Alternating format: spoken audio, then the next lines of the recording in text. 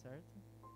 Boa tarde, pessoal. Com muita alegria, então, a gente se reúne nesse dia frio em Cuiabá para aquecer o nosso coração aqui no Centro Espírita. Para a abertura da nossa atividade, nós faremos uma leitura da obra Vida Feliz, ditada pelo espírito Joana de Ângeles, pelo médium Divaldo Franco. A mensagem diz o seguinte: não obstante o relacionamento afetivo e social que mantens, os testemunhos que te dimensionarão em outra posição fazem-se sempre sem condições de surpresa, colhendo as pessoas a sós. Os afetos, os amigos, os companheiros poderão partilhar-te as dores, porém a tua será sempre uma cruz pessoal. Nem poderia ser diferente. Ao amparo da justiça divina, cada homem resgata de acordo com a dívida e cresce conforme a circunstância em que delinquiu. Equipa-te de paz e fé, preparando-te para a ascensão que se te impõe inevitável. Vamos orar?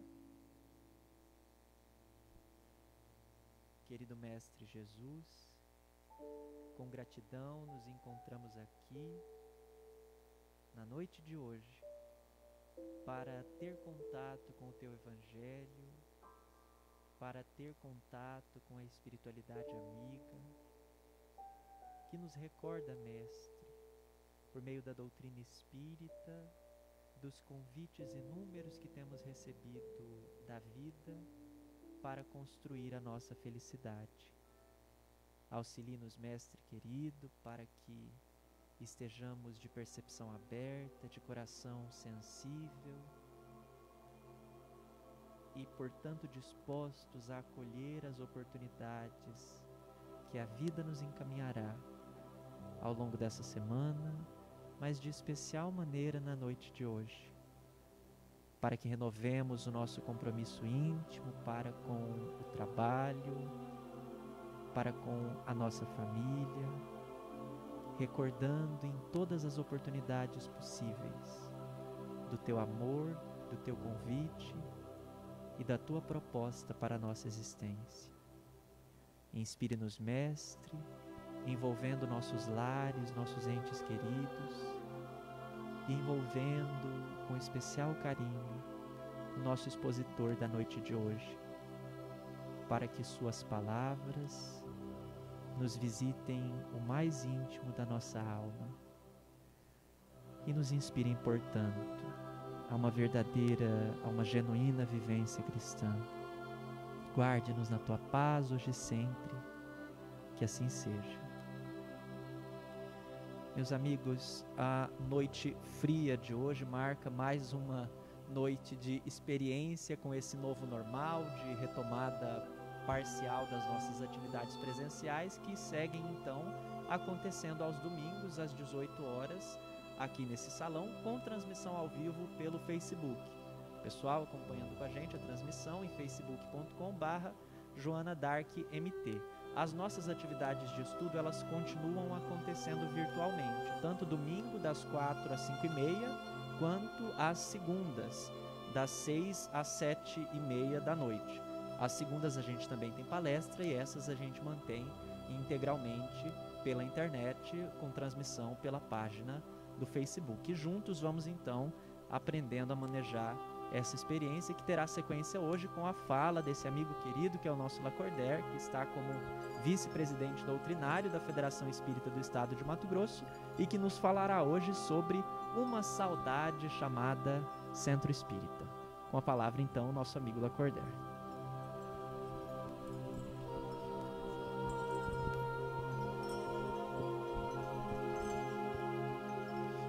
Boa noite. Possa Jesus prosseguir nos envolvendo nas doces vibrações do seu amor e do seu carinho. Estamos falando sem máscara porque estamos à distância recomendável. Uma saudade chamada Centro Espírita. E essa saudade eu tenho daqui. Eu tenho um carinho muito grande por esta casa. E vem na lembrança almas muito queridas, né, que começaram essa casa espírita aqui, somente a Dona Vitória e outras mais. Saudade, né? Às vezes a gente ouve falar o seguinte: nós precisamos matar a nossa saudade. Na verdade, saudade a gente não mata. Saudade a gente revigora. Saudade a gente revive. Porque quem é que tem saudade? Somente quem ama, e de quem a gente ama, de quem a gente gosta. Aquilo que marcou muito a nossa alma. Então, o que é a saudade? É uma vontade de reviver algum tempo passado. O tempo passa enquanto fato, mas aquilo que marca indelevelmente as nossas almas perdura e perdura pela eternidade, porque é o bem. O bem não tem vencimento. E a saudade, ela vem do mais profundo das nossas almas. Saudade é um sentimento tão normal que não existe uma só ser que não o sinta. Temos saudade de tudo, amigos, familiares, amores, momentos, situações, as mais diversas. Mas há aquelas saudades que elas marcaram profundamente a acústica da nossa alma, que ela reverbera no mais profundo do nosso ser. Quem de nós não temos saudade deste homem, que é Jesus? E por que nós temos tanta saudade de Jesus? Além da saudade pela a função e a importância de Jesus nas nossas vidas. João, no seu Evangelho, capítulo 8, 58, ele diz assim: antes que nós fôssemos, Jesus já era. O que isso quer dizer? Ou seja, antes que nós chegássemos à categoria de espíritos, este homem amorosamente já estava nos aguardando, para estar presidindo, acompanhando amorosamente, na linha do tempo, a nossa viagem evolutiva. Então imaginemos o carinho e a ternura de Jesus por todos nós. É por isso que Jesus diz que das ovelhas que o Pai me confiou, nenhuma se perderá. Mas quando nós falamos de Jesus, do que nós lembramos? Lembramos, além dos seus ensinamentos amorosos, da sua conduta, do seu jeito, da sua postura. Jesus nunca censurou, Jesus nunca criticou. Jesus sempre acolheu de forma inigualável. Primeiro porque ele já veio afirmando: eu não vim para ser servido, eu vim para servir. Ele veio para dar, ele veio para ofertar. Aqueles de nós que nas nossas interrelações queremos ser servidos, nós às vezes entramos no jogo do fazer para ter de volta. É jogo. Porque a maior alegria, o maior prazer do amor é o quê? Amar. Então aqueles de nós que ficamos na expectativa de ser servido, nós estamos numa infantilidade psicológica ou espiritual. Então Jesus vem justamente nos dar este exemplo. Diante da mulher carente afetivamente, o que Jesus fez? Não censurou nem quem iria apedrejá-la, nem a censurou porque ela arriscou a própria vida na busca de se encontrar na relação com o outro. Pelo contrário, ele, por amar profundamente, indistintamente, ele ajudou aquela turba que estavam ali prestes a apedrejar aquela mulher, numa postura hipócrita, porque todos nós trazemos feridas nas nossas almas, a serem cicatrizadas pelo bálsamo do amor, da fraternidade, da afetividade. Ele também, ao acolhê-la, ele a envolveu de tal forma que ela pudesse entrar em contato com ela mesma, mostrando e percebendo que a fonte do verdadeiro amor somos nós mesmos, já dotado pelo Criador com esta fonte. Por isso que ele disse à samaritana: eu tenho a água da vida, e quem dessa água beber jamais sentirá sede. Mas se ele tem, nós também a temos, porque ele disse: tudo que eu faço, vós podeis fazer, e muito mais, se tiverdes fé. Mostrando com isso a equanimidade do amor de Deus para com todos nós. E mostrando o quanto que nós somos capazes para nos tornarmos felizes. Mostrando também que todo o poder, ele é autoconcedido. Porque não adianta alguém chegar para mim e falar dos meus atributos positivos, das minhas qualidades, se eu não acredito em mim. Ainda vou achar que o outro é falso. Agora, quando nós temos a autoconfiança, o autorrespeito, a autovalorização, que é o que realmente Jesus, com seu carinho, com a sua ternura, a todo momento ele veio nos incentivar. Que brilhe a vossa luz, vós sois o sal. Tudo que eu faço, vós podeis fazer e muito mais. Então veio justamente mostrar para nós o quanto nós somos capazes. E veja, quem desses aqui, são as várias facetas, né? Olha, um que está com algema, eu acho essa figura extraordinária.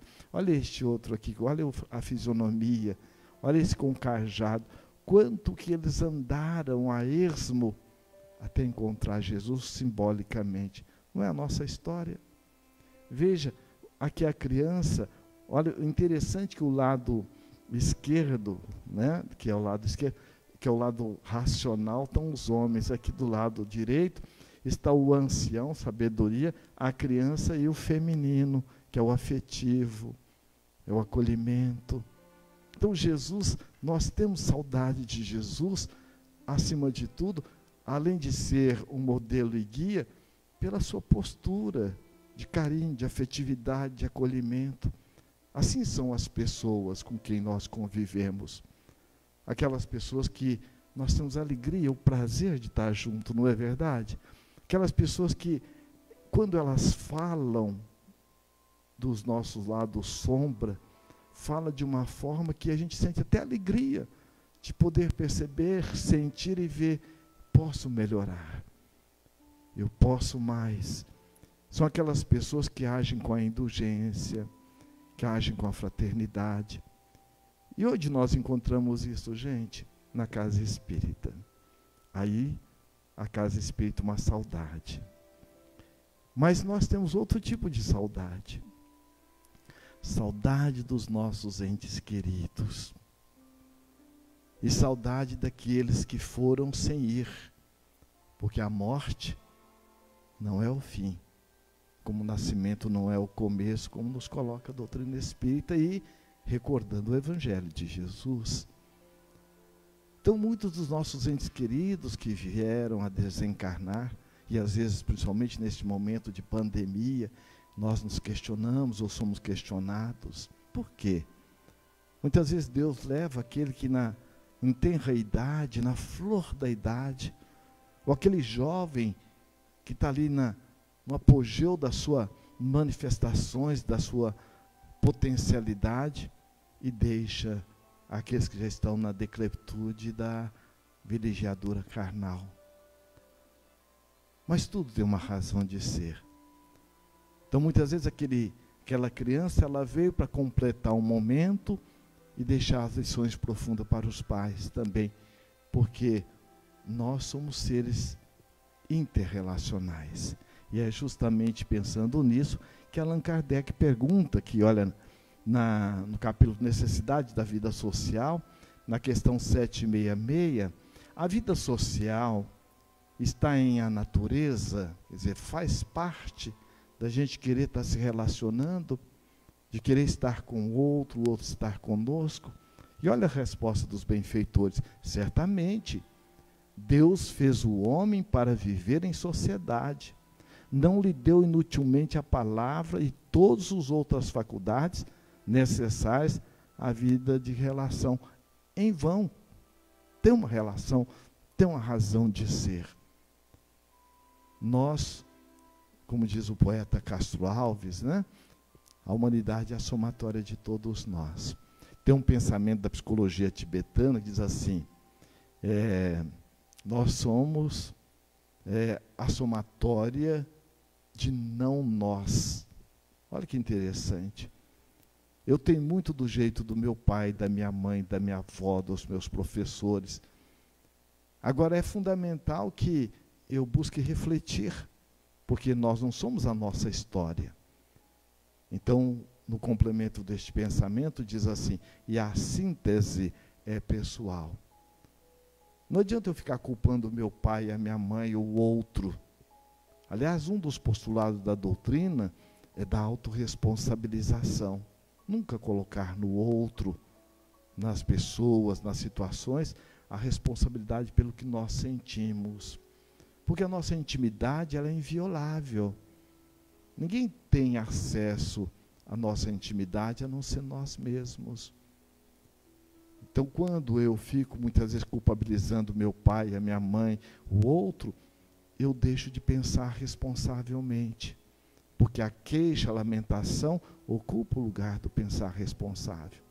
E a vida nas relações sociais, elas são tão importantes para nós, que o Espírito Emmanuel, no livro Pensamento e Vida, ele diz assim, o outro está para nós, assim como o barro para o oleiro, ou a madeira para o escultor. Como que ele vai expressar sua arte se não houvesse a madeira? Como que nós iríamos estar trabalhando as nossas virtudes, desenvolvendo os nossos valores, se não tivesse a vida em sociedade? Ninguém sabe quem foi que plantou o algodão da roupa que nós estamos usando. Alguém sabe? Quem o colheu? Quem transportou? Quem levou para a fábrica? Quem fez o design? Quantas pessoas estão envolvidas numa peça de roupa? E foi justamente pensando nisso que Allan Kardec, na parte terceira do Livro dos Espíritos, nos faz, né, a gentileza de nos trazer as reflexões, pelo menos de 10 leis. Porque isso está dentro da lei de sociedade, da lei de solidariedade, da lei de fraternidade, gerando progresso. As diferenças geram progresso quando nós as administramos amorosamente. Então, na relação com o outro, nós vamos ver as diferentes pessoas, diferentes perfis que nós estamos nos interrelacionando. O espírito Honório, no livro Dias Felizes, ele é um benfeitor espiritual que Joana de Anjos o apresenta no livro Vozes Alerta, como sendo um daqueles, desde o primórdio do cristianismo, já convivendo na coletividade humana, colaborando com a educação do ser. E ele nos diz, nesse livro, numa mensagem que se intitula Contratos Espirituais, e nós vamos ver a bondade, a misericórdia de Deus, como Jesus afirma, o que o Pai quer não é a morte do pecado, é a morte do pecador, é a morte do pecado, ou seja, a morte da nossa ignorância. Então ele coloca que nós, aqueles que temos compromisso na área da família, do trabalho e assim sucessivamente, somos acolhidos por almas muito generosas que já alcançaram a excelsitude do amor e que fazem um planejamento reencarnatório nosso com a nossa anuência, e muitos de nós, mesmo não tendo créditos para poder reencarnar, eles nos emprestam e nos acompanham. E ele ainda diz mais, aqueles de nós que temos atividade na casa espírita, que também está no nosso contrato espiritual, a nossa atividade, porque é uma forma amorosa de nós devolvermos o que a vida generosamente, amorosamente investe em nós. O trabalho da solidariedade, da fraternidade. E ele então disse que nós recebemos uma equipe multidisciplinar para estar nos ajudando. Então vejamos a importância que tem a vida em sociedade. Por isso que diante desta ou daquela situação de desafio, é muito importante que nós nos perguntemos que virtude eu estou sendo convidado a desenvolver neste momento de desafio na relação com meu filho, na relação com a minha esposa, no meu trabalho, com o meu esposo. Porque o outro, ele oferece para nós um campo de estágio. O que é o campo de estágio?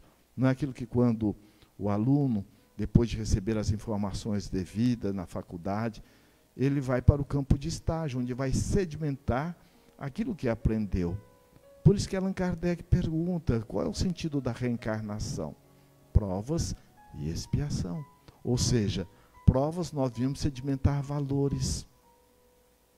E expiação nós viemos refazer.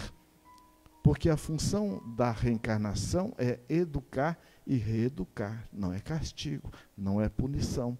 Ela é um fenômeno biológico, como é o fenômeno qualquer outro da natureza, que o espírito tem a necessidade de passar para que ele possa estar manifestando e desenvolvendo as virtudes que nós trazemos em estado latente dentro de nós, como filho de Deus e aprendizes da vida. Quando, no processo reencarnatório, da própria expiação, que é reeducar, que é reformular hábitos, a própria palavra ex, né, expiação de ex, é extrair, pia, é pureza, na etimologia da palavra, das nossas ações.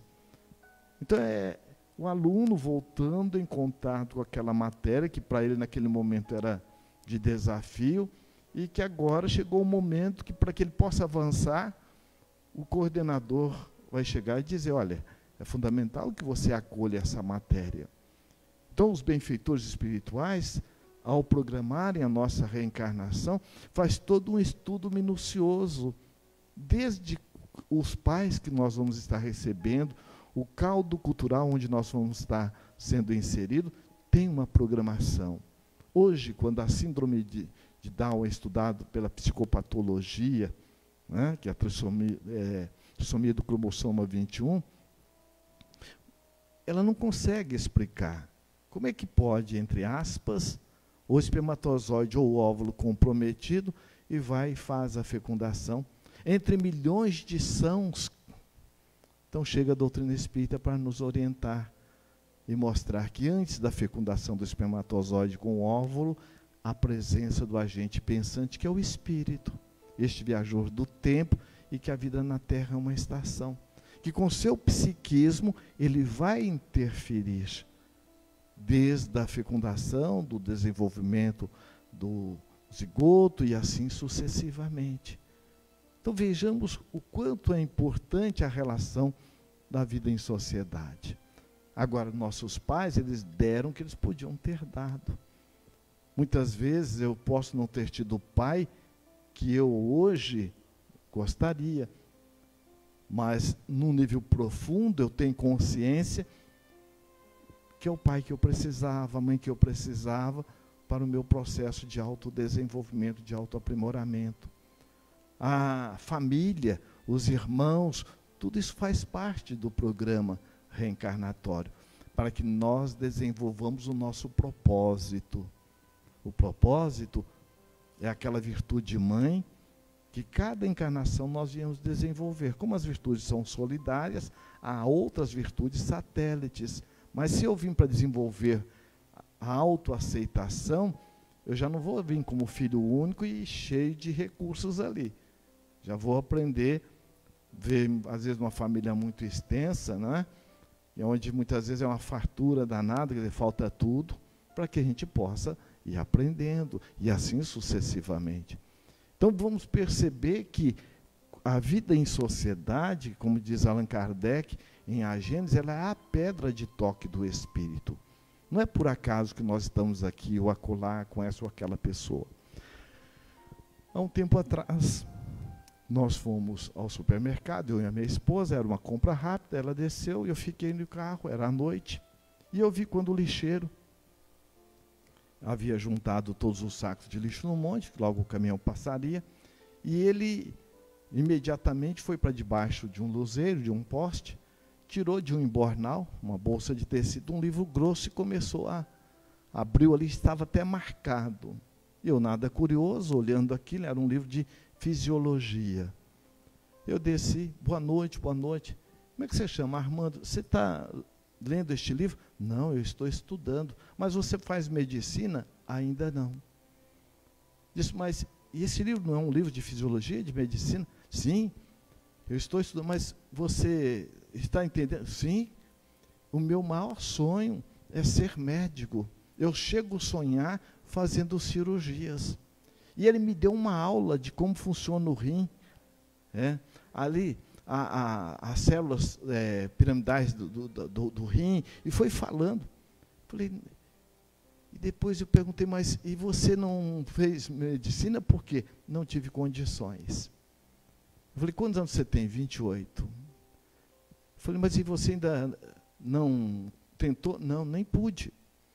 Porque aos 18 anos, eu engravidei minha esposa, que tinha 14, e ela morava com os avós, porque os pais morreram na boca de fumo.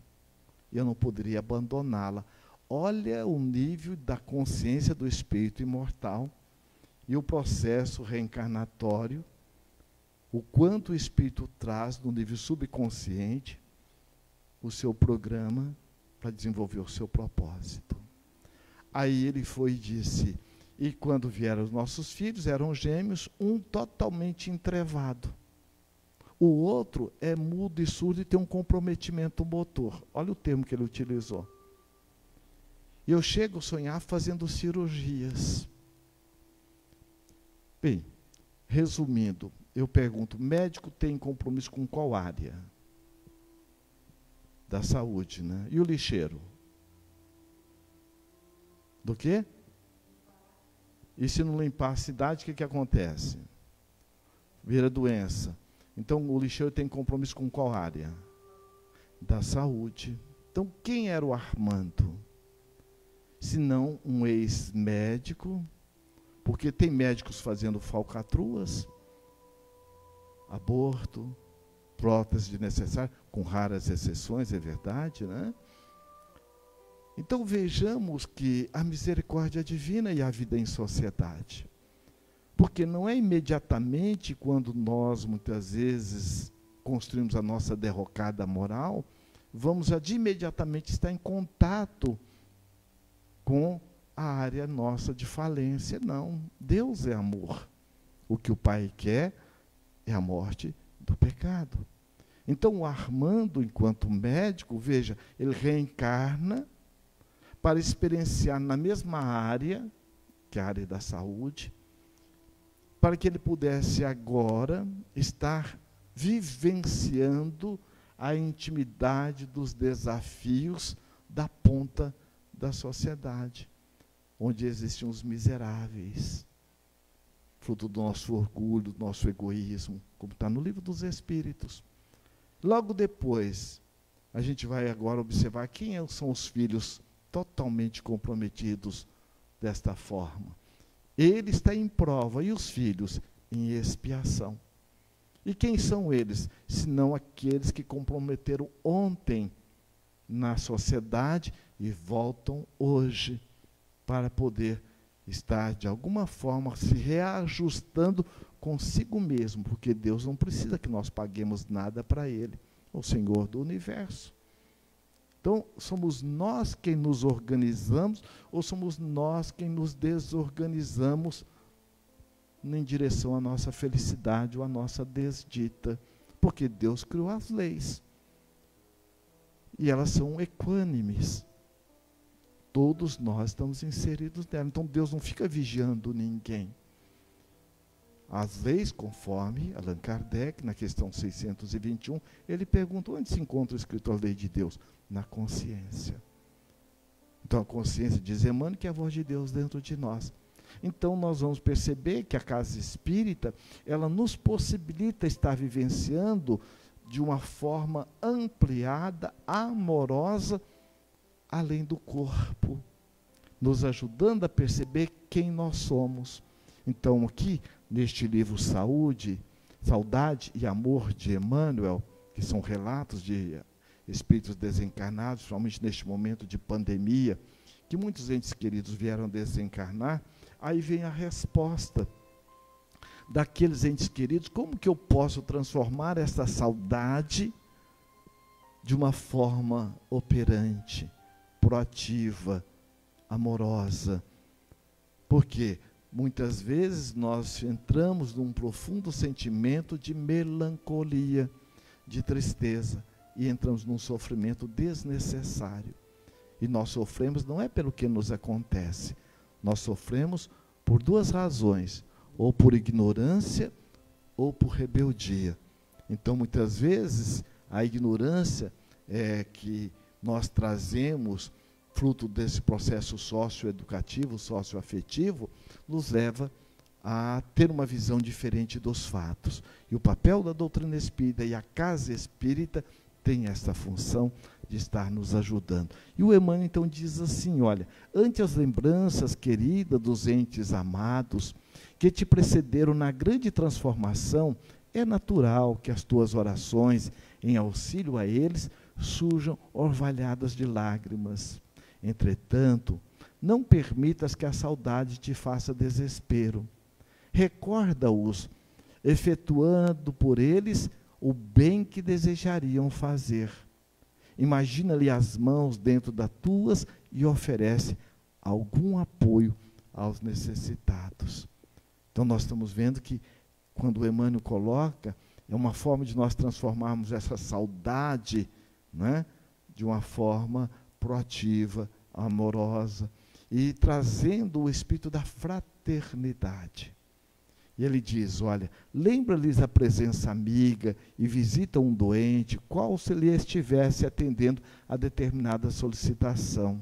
Distribui sorrisos e palavras de amor com os irmãos algemados às rudes provas, como se os visse falando por teus lábios, e atravessarás os dias da tristeza ou de angústia com a luz da esperança no coração, caminhando em rumo certo para o reencontro feliz com todos eles, nas bênçãos de Jesus em plena imortalidade. Então nós estamos vivendo este momento. E ouvimos de uma companheira, de uma senhora, quando nós estávamos logo num momento de muita dor e sofrimento dela, ela dizendo, olha, eu, graças a Deus, eu tive a oportunidade, pelo menos durante 3 meses, frequentar uma casa espírita. Mas foi o suficiente para me trazer profundo alento e conforto diante do que me sucedeu. E ela então dizendo que a maior dor dela foi lembrar de que o companheiro dela, o esposo, né, veja, 40 anos de convivência, imagina 40 anos, o quanto que a gente tem do outro na gente e o outro também tem da gente nele, né? É uma convivência que há uma troca profunda. E ela disse, eu pude acompanhá-lo até o preenchimento da ficha. Depois ele me deu somente um adeus, mas felizmente nós nos tornamos espírita, coisa de 3 meses antes, e tivemos algumas leituras que nos ajudaram muito. E ele disse, eu tenho algo comigo, que talvez nós não vamos nos ver mais, mas ore por mim. E ela disse, junto com os filhos, né, são 3 filhos já de idade já também adulta, e passaram o horário fazendo o evangelho no lar. E foram 15 dias. E ela dizendo aquela expectativa de você só tem aquelas notícias, muitas vezes não muito bem aclaradoras, e de repente você receber aquele telefonema frio, ele veio ao óbito, e você não poder visitá-lo. E depois você ir ao necrotério, reconhecer o corpo dentre tantos outros que ali estavam. Ela disse, naquele momento eu comecei a imaginar na nossa vulnerabilidade, na fragilidade que é a vida no corpo. E depois não poder dar ao ente amado um sepultamento que a gente tanto gostaria, porque a gente está vendo indo alguém que vai levando e deixando tanto dele conosco. E depois ela foi e disse, eu assisti uma palestra, e na palestra o que mais me tocou, e nessa hora eu lembrei que o palestrante disse que nós somos a semelhança da borboleta, e a desencarnação, a morte, ela não é o fim, como o nascimento não é o começo. E que ali o sepultamento é do casulo. A borboleta, que é o espírito imortal, ganhou a linha do horizonte, além do arco-íris. Eu disse, isso foi um alento tão grande. Veja, 3 meses. Então nós vamos ver o papel que é a casa espírita. Por isso que nós vamos perceber que Jesus diz aqui, olha, onde quer se encontre 2 ou 3 pessoas reunidas em meu nome, eu com elas estarei. Viu por que nós temos tanta saudade da casa espírita? Porque nós estamos aqui em nome de quem? Não é de Jesus? Então tem 2 níveis de convivência muito próxima com Jesus. Um é na casa espírita, porque todos nós que aqui estamos, olha, não estamos no nome dele, com certeza ele não está aqui. Porque Jesus é uma realidade, Jesus não é um mito. Silveira Sampaio, que era um escritor de literatura comum, através de Chico Xavier, ele dizia que cada pessoa que lia o livro dele, ele recebia os dardos mentais. Porque muitas vezes não eram leituras construtivas. Leon Tolstói também diz a mesma coisa, porque ele dava final nos romances dele, as pessoas, o personagem suicidando. Pessoas que suicidavam por terem lido os livros, ele recebia aquilo no mundo espiritual. Então, pegando esse paralelo, imaginemos então Jesus, quando você está lendo um evangelho, quando você está fazendo uma oração. Então, nós estamos no coração de Jesus, e Jesus está conosco. Agora, nós só vamos sentir se nós permitirmos, porque isso é uma outra lei. É você quem permite perceber ou não, que está dentro da lei de permissão, é uma lei. E quando nós nos permitimos, nós nos sintonizamos com o amor de Jesus. E aí nós vamos entender como ele colocou. Das ovelhas que o Pai me confiou, nenhuma se perderá. E a casa espírita tem este papel. O outro aspecto, que a gente está muito próximo também de Jesus, além da oração diária, no Evangelho no Lar. O Evangelho no Lar desempenha um papel fundamental para o equilíbrio nosso psíquico, emocional, espiritual e de toda a família. O Espírito Joana de Anjos tem o cuidado de dizer que aquele momento que você traz Jesus, é você quem traz. Porque é você quem permite Jesus adentrar o seu lar. E naquele momento, não somente o seu lar é beneficiado, como também no prédio, todo o prédio é beneficiado e o quarteirão. Imaginemos a extensão dessa energia amorosa. Então a casa espírita tem este papel. Não é? Então isso que está em Mateus 18, 20. Não é? Aí vamos ver que Allan Kardec, já pensando, não é, no papel da fraternidade, do acolhimento, do atendimento espiritual, porque a casa espírita nos leva a esse aconchego espiritual. Olha o que ele diz aqui, olha. Coloca em primeira instância o consolo que é preciso oferecer aos que sofrem, erguer a coragem dos caídos, arrancar o homem de suas paixões, do desespero, do suicídio, detê-lo, talvez, no limiar do crime. Não foi 3 meses aquela senhora, veja, uma palestra ela absorve uma mensagem profundamente consoladora.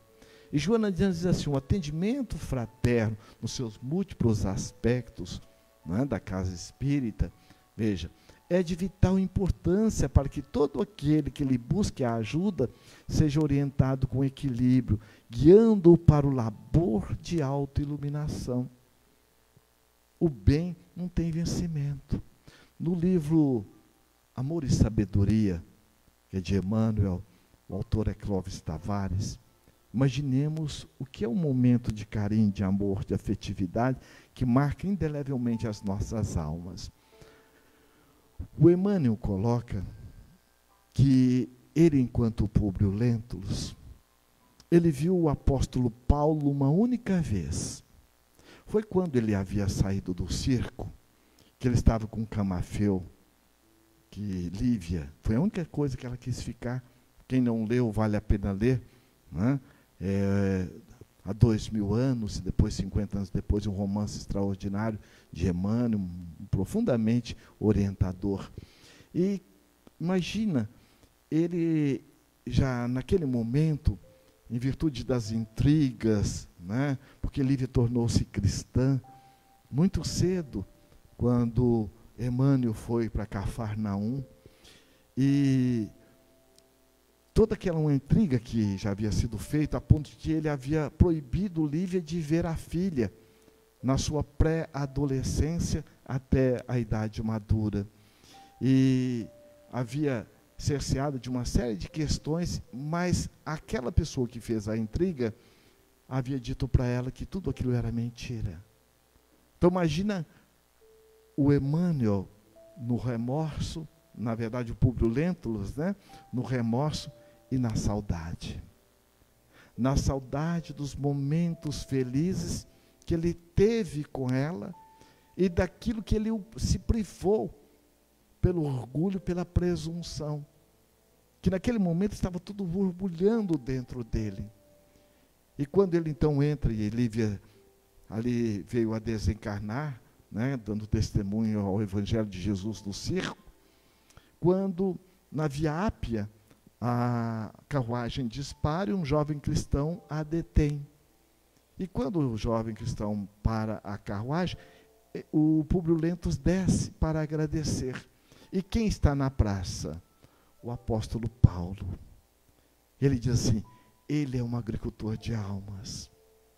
Ele disse meia dúzia de palavras que foi o suficiente para nunca mais esquecê-lo. Foram quais gotas de orvalhos no deserto da minha alma. E aí a gente vai perceber que a saudade que Públio Lentulus, né, que depois reencarna como Padre Manuel da Nóbrega, São Paulo, ele deu em nome a saudade do apóstolo Paulo. Nós vamos perceber a série, né, Fonte Viva, Pão Nosso, onde ele pega das cartas de Paulo. Então vamos observar quando Joana diz isso, o quanto que marca uma palavra amiga quando alguém está em necessidade, né? Olha lá, é necessário que encontre Jesus nas nossas casas espíritas. Por quê? É verdade. É aqui também nós encontramos Jesus. Então as casas espíritas têm também este papel de estarmos ajudando. Quem de nós aqui não lembramos a primeira vez que nós entramos na casa espírita? A pessoa que nos acolheu. Nós temos lá no Centro Espírita Cuiabá, né, que já desencarnou essa alma tão querida, que é o seu Clodoaldo. O seu Clodoaldo, ele era a porta aberta do coração de Jesus junto às criaturas. Quando falava alguém que você lembra com saudade e carinho, Clodoaldo. Então somos aqueles convidados a ser essa ponte. Ou como dizia um amigo meu, que o trabalho da doutrina espírita é um trabalho de garçom. Ele está numa festa que não é dele. O que tem para ele ofertar na bandeja também não é dele, que são os ensinamentos espíritas.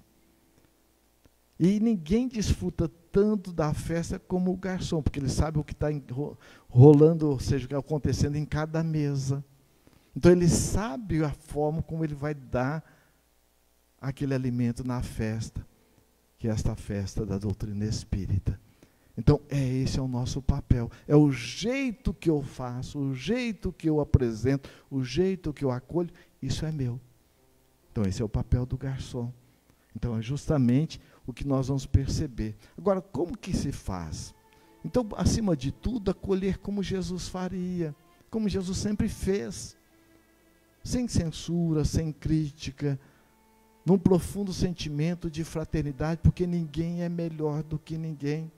Nem os obsessores. Porque quem são os obsessores? São também nossos sócios de dificuldade, de deficiências. Então ninguém está aqui em regime de exceção. Todos nós temos uma ferida a ser cicatrizada mais ou menos nesse ou naquele aspecto. Então nós somos irmãos em humanidade. E a casa espírita nos leva a essa percepção. Por isso a saudade, olha, do acolhimento. Como podemos fazer? Sem repressão, sem apontar falhas ou defeitos, sem julgamento, mas respeitando as limitações e dificuldades de cada um. Por quê? Nós não temos o direito de estar apontando o estágio em que o outro se encontra. Isso é dele. Ou também buscar comparar com o outro. Veja o que ele está fazendo, olha o que você está fazendo. Cada um está num estágio. E cada um está dando o que consegue dar.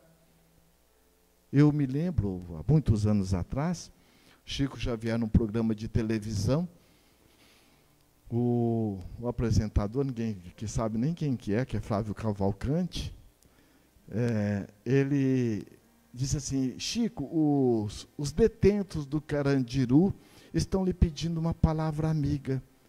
Chico foi e disse assim: olha, os meus irmãos em dificuldades, que erraram sem querer errar, olha, e aí ele disse a palavra de carinho, de afetividade.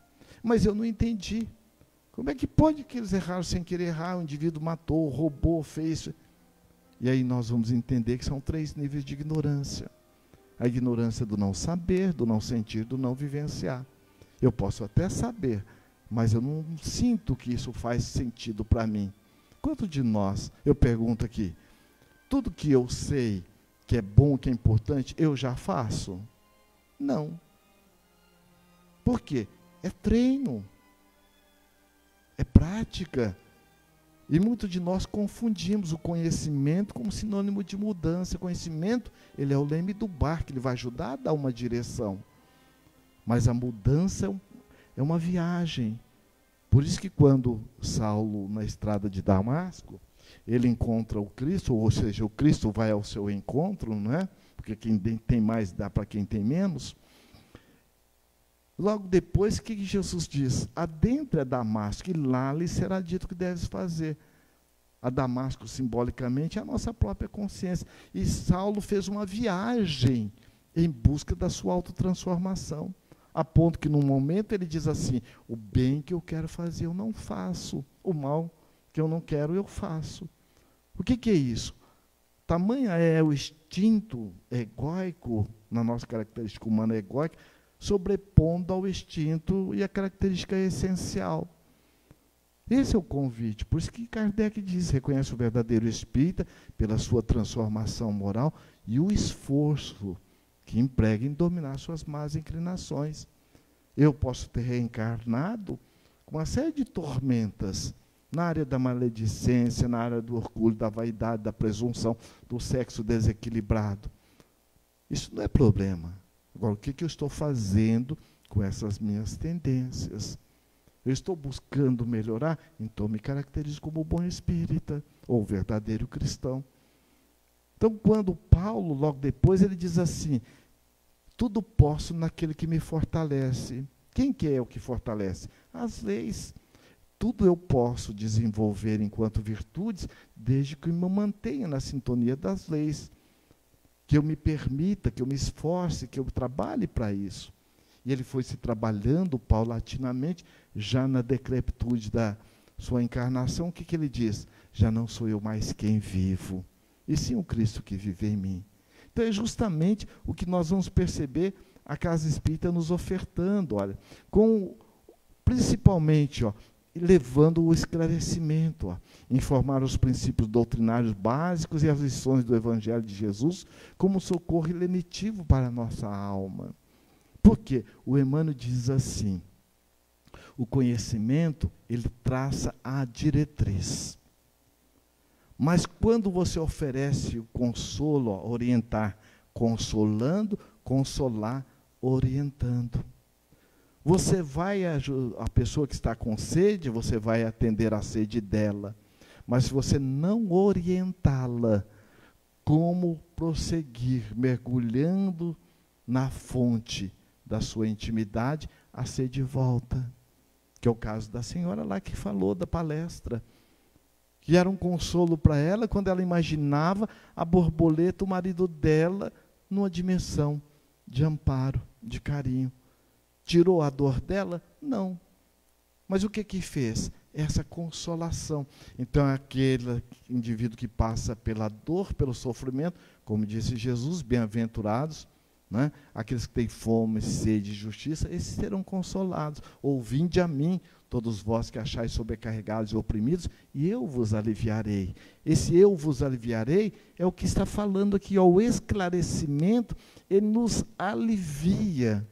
O entendimento, por que eu estou nessa situação. O que a situação está querendo me dizer e como eu posso agir? Eu já tenho um alívio. Agora, quando ele diz, e terás descanso para a vossa alma, o descanso é fruto do trabalho, já como o apóstolo Paulo colocou no final lá, que já não sou eu mais quem vivo, e sim um Cristo que vive em mim. Agora vejamos o que Dr. Bezerra nos coloca, no sentido da gente perceber o quanto é importante nós estarmos buscando no trabalho doutrinário da casa espírita. Joana de Anjos diz assim, olha como ela coloca a profundidade. Remédio que se coloca na ferida do próximo é medicação que nós estamos colocando na nossa própria alma. Por quê? Lei de causa e efeito. E Dr. Bezerra, ele aqui nos fala, não é alguém como o apóstolo Paulo, não é um apóstolo da teoria, ele é da prática, da vivência. Dr. Bezerra também. Se nós formos perceber, quem não leu, vale a pena a gente ler, o livro Ave Cristo. No livro Ave Cristo, também está lá numa conversa íntima com Chico, que ele fala no livro Amor e Sabedoria, Dr. Bezerra é o quinto varro. Agora vejamos o amor e a saudade. Dr. Bezerra, ou seja, quinto varro, no ano de 250 ele já não precisava mais reencarnar. Mas ele quis reencarnar por amor a um filho e resgatá-lo para o Evangelho de Jesus, de nome Tassiano.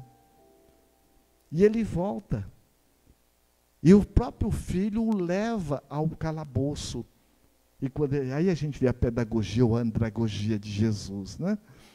Ele nos dá a liberdade para nós fazermos, Deus nos dá toda a liberdade. E quanto mais alto, se for pela nossa presunção ou orgulho, mais alto é o tombo, mais profundo é o convite à reflexão, né? Então a gente vê Saulo de Tarso, na condição de Saulo, ele era o homem da prepotência, da presunção. Teve diante da própria esposa, da noiva, né? E do cunhado, que era o Estevão, né? Nós estamos falando aqui, quem não leu, vale a pena ler o livro Paulo e Estevão, né? E por orgulho, porque no momento em que, e nós vamos perceber a coragem da fé, no momento em que ele disse para Estevão que ele deveria voltar à tribuna e se retratar, porque ele disse que Jesus era maior, porque a chave, Moisés é a porta, ele diz, como pode? E aí a gente vê o orgulho de raça, e aí ele entra num processo de auto-obsessão, porque naquele momento ele se sentiu, ninguém havia conseguido vencer as suas retóricas, e Estevão, na sua humildade, deu ali toda uma aula de uma interpretação do Evangelho e do Velho Testamento. E aí ele então diz para Estevão, pois eu lhe exijo que você volte à tribuna e renegue esse Cristo. Ele diz, meu irmão, aquilo que nós tínhamos que falar, já falamos. E o Cristo nos ensinou que qualquer contenda é azedume na convivência. E ele disse, pois eu lhe exijo em nome do Sinédrio que você retrate este Cristo. Ele diz, eu reconheço que o Sinédrio tem 1000 meios de me fazer chorar, mas não lhe reconheço o único direito de fazer renunciar o Cristo. Então a gente vê a presunção e a prepotência. Depois ele entra no apóstolo da humildade. Então o quinto varro, ele vem na vida do filho Tassiano 2 encarnações. Porque ele desencarna no calabouço e depois ele volta como um menino, como se fosse um menino de rua, como quinto Celso, e consegue redimir essa alma, porque são essas almas que todos nós as temos. Espíritos muito nobres que já alcançaram essa altitude do amor e que vibram e torcem por todos nós. Então veja o que o Dr. Bezerra coloca. Aliás, neste livro também tem outro personagem, que é o Rufus, aquele que por aceitar também o Evangelho do Cristo, ele tem a sua família vendida. Sabe quem que é Rufus? Dr. Eurípides Barçanufo. que para nós, né, o apóstolo sacramentano. Então veja o que o Dr. Bezerra coloca aqui. Avançai no rumo do progresso, estendendo, porém, a mão generosa e o coração afável àquele que se encontra na retaguarda, necessitando de carinho e de desejo iluminativo. Dai-lhe o pão, mas também a luz da verdade, a luz na verdade. A luz, na verdade, oferecei a informação doutrinária para demonstrar-lhe quanto vos faz bem esse conhecimento, em face das transformações morais para melhor que vos impuseste, logrando os primeiros êxitos. Bezerra de Menezes foi extraído aqui do Reformador. Então vejamos a importância que tem o papel da casa espírita, por isso que nos marca com muita saudade. Como aqui agora, com certeza, nós estamos também num público muito maior no mundo espiritual. Porque conforme a questão 459 do Livro dos Espíritos, interfere os espíritos na nossa vida e em nossos pensamentos, muito mais do que imaginais. O que elabora na casa espírita atrai correspondentes. Então nós temos aqui como um hospital, mas não é um hospital para curar corpos, como disse Jesus, não vim colocar remendo novo em roupa velha, mas um hospital de almas. É uma escola, não da escola da educação formal, mas do espírito imortal, nos ajudando a mergulhar nos nossos valores éticos e morais. E é também uma família, porque é uma alegria. Nós estamos reencontrando almas nas nossas relações no movimento espírita, na casa espírita, onde somos companheiros de jornada evolutiva, que muitas vezes é nessa relação que nós vamos aurir forças para administrar os nossos conflitos. Quanto vale um momento de afetividade, carinho de uma alma amiga que fala desinteressadamente, nos ajudando a acertar os rumos? Não é verdade? Então daí nós sentimos essa grande saudade. É de Jesus. Cisneiros era um pintor e ali uma lágrima, está vendo? E quando perguntado para esse pintor o que ele quis representar, está vendo? Olha aqui aquele pano que desceu Jesus da cruz. Ele foi e disse, é o Cristo. Logo depois, ele está chorando de compaixão por toda a humanidade, porque não entendeu a sua proposta. E aí nós recordamos Humberto de Campos no livro Boa Nova, naquele encontro de Joana de Cusa, aquela mulher sonhadora, mas que tinha muitos conflitos de ordem familiar, não da parte dela, mas principalmente do companheiro, que era altamente atormentado.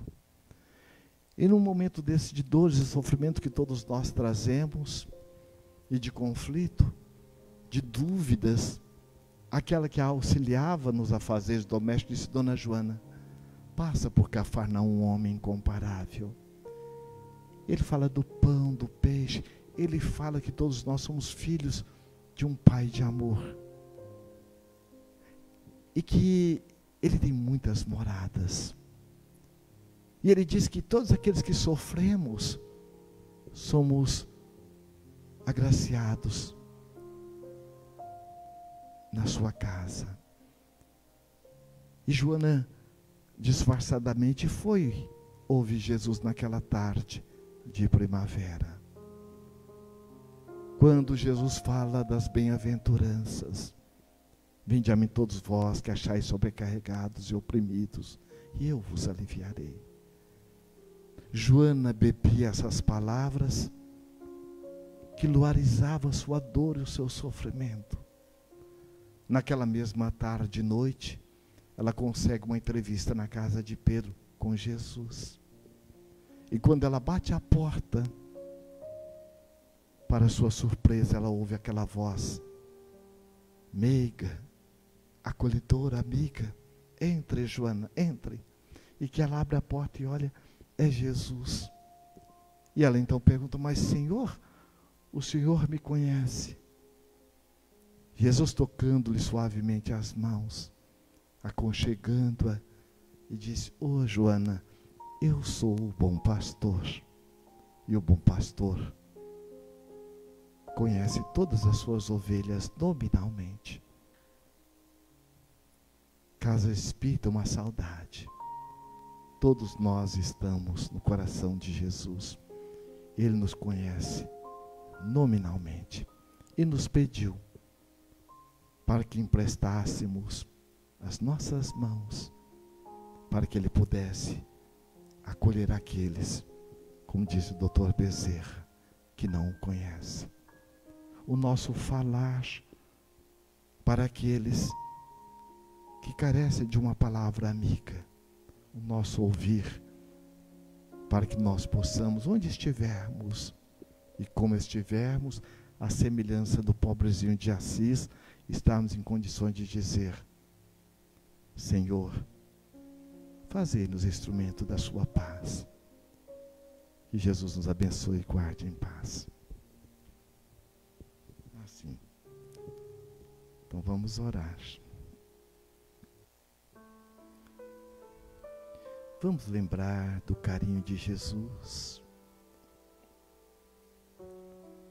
da ternura de Jesus,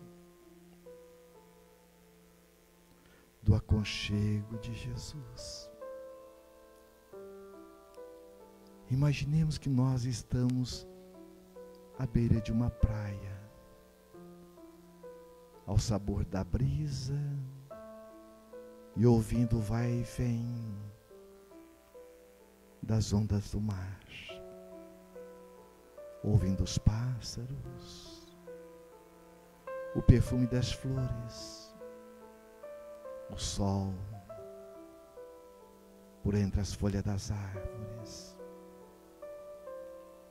Estamos percebendo que vem um barco e além do barqueiro, um companheiro. E à medida que o barco vai aproximando, um sentimento de saudade povoa nossas almas. E alguém chega muito próximo aos nossos ouvidos e sussurra: é Jesus. É Jesus que está chegando. Nós já podemos ver a sua vestimenta, a sua fisionomia, e o seu olhar cruza com o nosso olhar. E à medida que ele vai chegando, a canoa ancora e ele desce. Desce muito próximo de ti. Coloca-lhe a mão nos ombros, olhando nos seus olhos, nos nossos olhos, lhe aconchegando num abraço amoroso. Sinta o abraço amoroso de Jesus. A minha paz eu vos dou. A minha paz eu vos deixo. Vem, Jesus. Vem ao nosso encontro, Senhor. Como vieste ao encontro de Pedro e o ajudaste a superar a dubiedade, a insegurança, e o transformaste no estandarte do vosso Evangelho.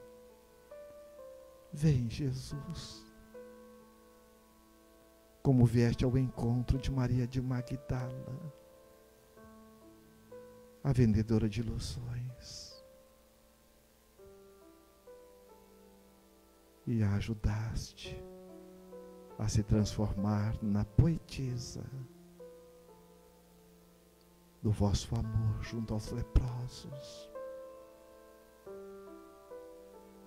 Vem, Jesus, ao encontro da humanidade, que neste momento padece dores e sofrimentos incalculáveis. Neste momento de pandemia, em que a viuvez e a orfandade bate às portas dos lares, o desemprego, a fome. Vem, Jesus, ao encontro das nossas almas necessitadas do vosso amor e nos ajude a internalizar as lições sublimes do vosso Evangelho. E por onde nós andarmos e como estivermos, nós possamos transformar as nossas mãos no trabalho da solidariedade, da fraternidade, como um testemunho do quanto lhe amamos, do quanto somos gratos a Ti e a Deus, pela bênção do corpo perfeito, da amizade, da família, da saúde. Abençoe, Senhor, esta casa de amor de Joana d'Arc, que nos acolhe com carinho, e a todos os corações que nos ouvem pelas vias retizianas da internet. Mestre amado, abençoe toda a humanidade e dê-nos a Tua paz, hoje e sempre. Que assim seja.